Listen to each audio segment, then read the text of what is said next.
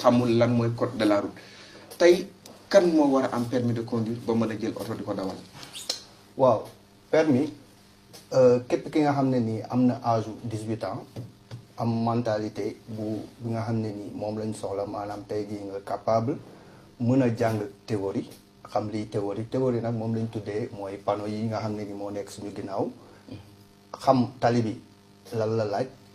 ba pare dem defi pratique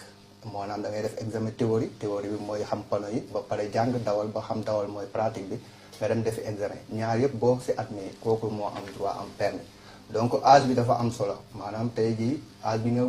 boo xoolee si dëkk réewu tubaab yi dañuy wax ne ku nga xam ne am na 15 ans mën na commencer uti permis mais kooku théorie lay def kooku nag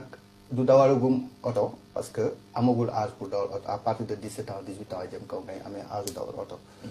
ñooñu da ngay gis ne fii dañ leen di jox dañuy jënd